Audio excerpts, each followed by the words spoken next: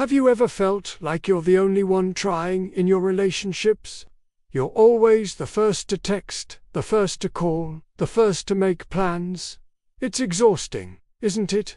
You pour so much of yourself into others, hoping for just a little bit of that energy back.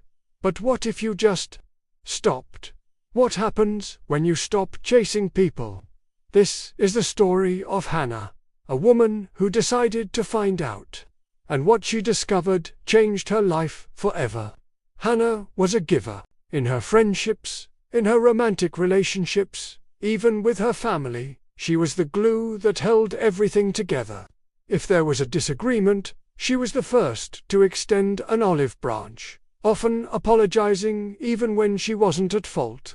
If a friend was going through a tough time, she'd be on their doorstep with their favorite takeout and a shoulder to cry on. No questions asked. She organized birthdays, remembered anniversaries, and sent those "just thinking of you" texts that can brighten someone's entire day. To her, this was what it meant to care. Love was an action, a verb.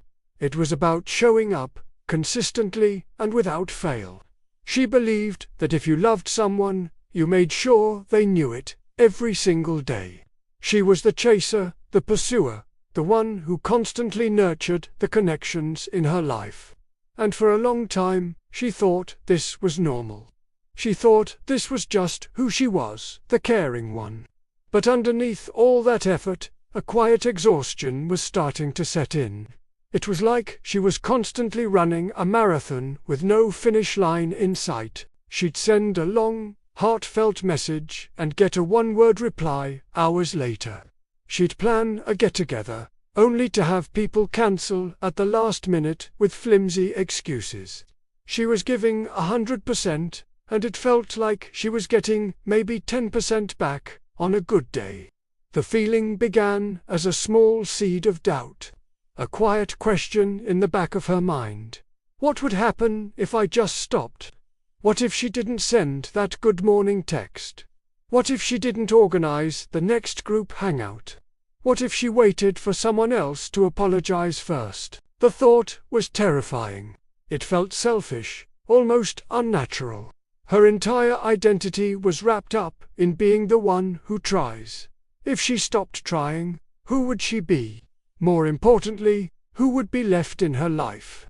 The breaking point came on a Tuesday. It was nothing dramatic, no big fight or blow-up. It was small, almost insignificant. She had spent her entire weekend helping a friend move, lifting heavy boxes, assembling furniture, and stocking their new fridge. She was physically and emotionally drained. On Tuesday, she sent her friend a simple text. "Hey, hope you're settling in well. So tired today, haha." She waited for a reply, and waited. A day went by, then two. On the third day, her friend posted a story on social media, out having drinks with other people, laughing and having a great time. Not a single word back to Hannah. That's when it hit her. It wasn't just about a missed text. It was a pattern. She was a convenience, not a priority. A support system that was taken for granted. The hurt was sharp and deep. It felt like a betrayal. And in that moment of pain, a new resolve hardened within her. The quiet question in her mind suddenly became a loud, clear decision. She was done. Done chasing. Done being the only one rowing the boat. It was time for an experiment. Hannah decided that for 1 week, she would go completely silent. No initiating contact. No first texts. No first calls. No just checking in messages. She wouldn't chase anyone. She would simply exist and wait. She told herself it was just an experiment, a way to gather data. But deep down, she knew it was much more than that. It was a test of every single relationship in her life, and she was terrified of the results. The first day of the experiment was the hardest.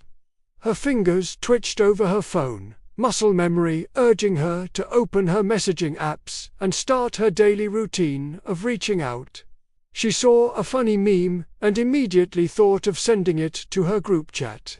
She heard a song on the radio that reminded her of her best friend. Each impulse was a battle she had to consciously win. She put her phone on silent and tried to distract herself with work, books, and long walks. The silence was deafening. It felt unnatural, wrong. A part of her screamed that she was being a bad friend, a selfish person. By day 3, the silence was no longer just her own. It was mirrored back at her. Her phone, which usually buzzed with notifications mostly from her own outgoing messages, was eerily quiet. The people she texted every single day, nothing. The friends she gave her all to. Silence, the group chats she managed. Tumble, it was as if she had disappeared, and no one had noticed. The hurt was immense. It was a cold, hard confirmation of her deepest fears. The people she considered her closest friends, the ones she had invested so much time and emotional energy into, didn't seem to miss her when she was gone. It felt like she had been screaming into a void, and the moment she stopped, there was only emptiness.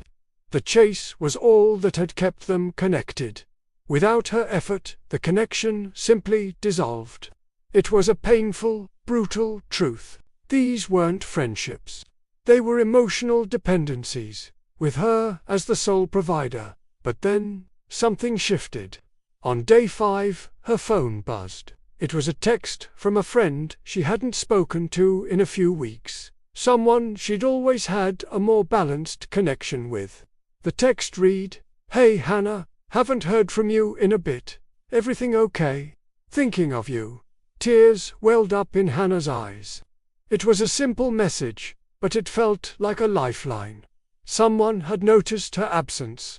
Someone had cared enough to reach out, to be the first one to text. A day later, another message came through. It was from her cousin. "You've been quiet, miss your face. Let's grab coffee this weekend. My treat." Then a call from an old colleague who had become a genuine friend over the years, just wanting to catch up and see how she was doing. Slowly, a new picture began to emerge from the silence. The experiment, which had started with so much pain, was now revealing something beautiful. It wasn't that no one cared, it was that she had been focusing all her energy on the wrong people. The people who were takers, who were happy to receive her endless effort without ever reciprocating. By the end of the week, Hannah looked at her life with brand new eyes. The people who had remained silent had shown their true colors. Their friendship was conditional, based on her willingness to do all the work. It hurt to let them go, but she realized she wasn't losing them. She was liberating herself from the exhausting one-sided burden of their relationships. And the ones who reached out, they were the real ones. The keepers. Their connections weren't based on who chased whom.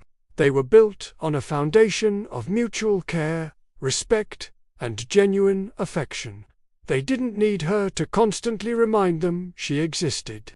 They held her in their hearts and minds, and when she went quiet, their first instinct was to check if she was okay. Stopping the chase didn't mean Hannah lost people. It meant she finally saw them clearly.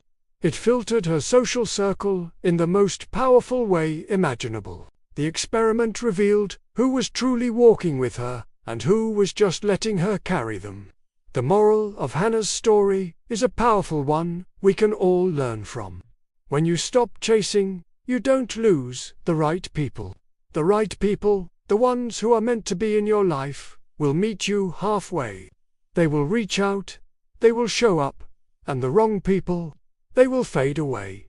And that's not a loss. It's a clarification. It's making space for the people who truly deserve your time and energy. So, if you feel like you're the Hannah in your story, maybe it's time for your own little experiment. Stop chasing. Stop forcing. Stop being the only one trying. Be brave enough to stand still and see who comes to you. The silence might be painful at first, but the clarity it brings is priceless. It will show you who truly values you. And that, my friends, is a truth worth discovering. Thank you so much for watching. If this story resonated with you, let us know in the comments. And don't forget to like and subscribe for more content that helps you build a more authentic and fulfilling life. See you in the next video.